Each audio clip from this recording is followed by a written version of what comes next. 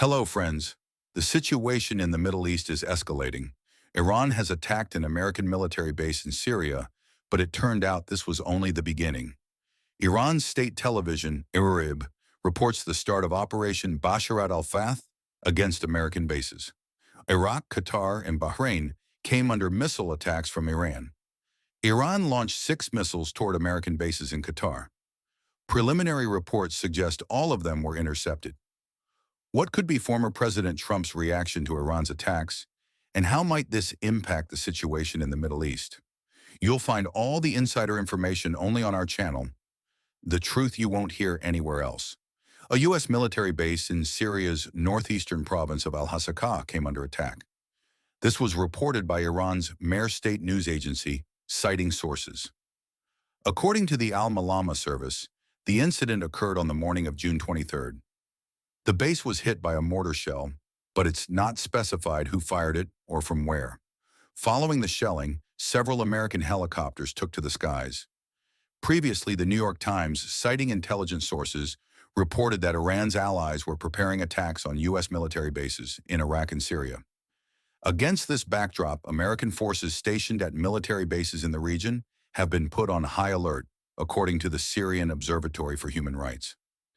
The U.S. State Department issued a global warning to its citizens, advising them to exercise increased caution due to the likelihood of demonstrations against U.S. citizens and interests abroad.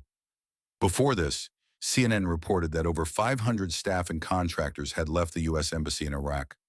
Friends, it's quite possible that the attack on the American base in Syria is just the beginning. Iran reportedly has a list of about 20 U.S. bases in the Middle East. It is also believed that Tehran has kept about half of its stockpile of 3,000 missiles of various ranges. The other half has already been used against Israel.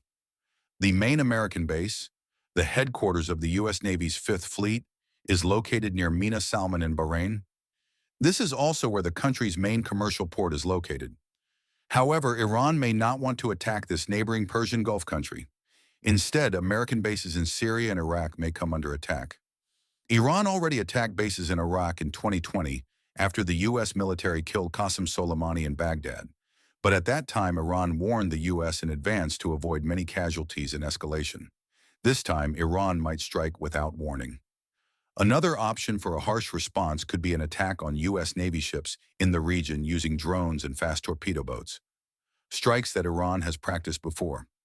Iran could also ask its allies, like the Houthis in Yemen, to carry out attacks.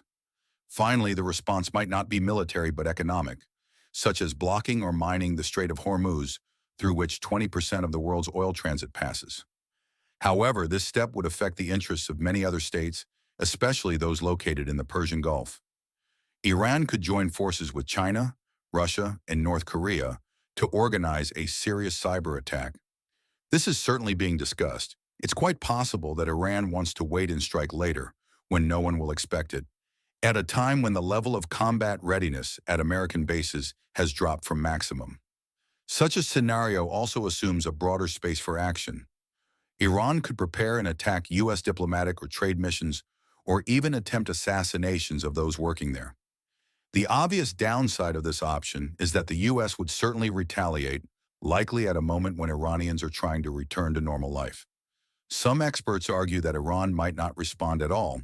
This would require great restraint from Iran, but would avoid further U.S. attacks and could return the country to negotiations on uranium enrichment within the framework of its peaceful nuclear program. The downside of this option is that Iran would have to make further concessions. Both the U.S. and Israel would insist that either Iran have no uranium at all, or that any uranium be enriched in other countries. This would serve as a guarantee that Tehran would not use nuclear energy for military purposes. Such a step would also be seen as a demonstration of weakness by the Iranian authorities, including in the eyes of its own citizens. The risk of losing control over them outweighs the danger of U.S. attacks. What weapons could Iran use in response to U.S. strikes on its nuclear facilities and military bases? A recent IAEA report states that Iran has enriched uranium to 60%, which is a short technical step from weapons-grade levels, often considered 90% uranium. Tehran's withdrawal from the Nuclear Non-Proliferation Treaty and the 2015 nuclear agreement has been a key issue. Iran has other options for retaliatory strikes against U.S. bases, including launching drones or missiles. The U.S. Office of the Director of National Intelligence stated in 2024 that Iran has the largest ballistic missile arsenal in the Middle East and continues to focus on improving the accuracy, lethality, and reliability of these systems. A recent U.S. military threat assessment indicated that Iran possesses a large number of ballistic and cruise missiles and drones capable of striking anywhere in the region. The country's defense industry has a strong capacity for developing and producing inexpensive weapons like drones. According to the report, U.S. General Kenneth McKenzie said during Senate hearings in 2022 that the Iranians have over 3,000 ballistic missiles of various types, some capable of reaching Tel Aviv. McKenzie also said the Iranians had made remarkable progress in developing their ballistic missiles.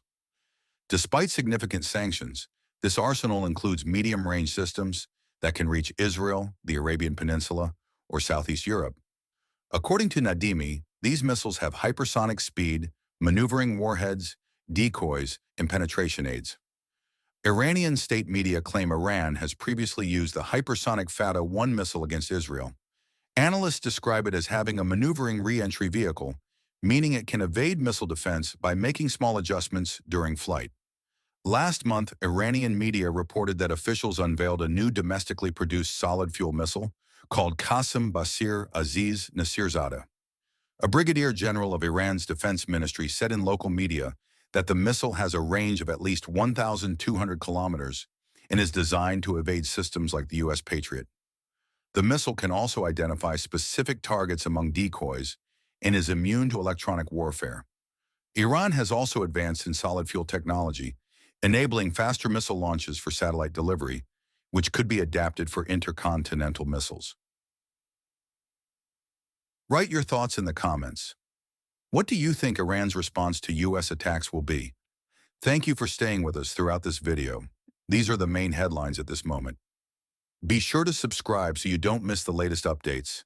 And remember, on our channel, you'll find the freshest and most important world news, exclusive conflict details, and the most accurate forecasts.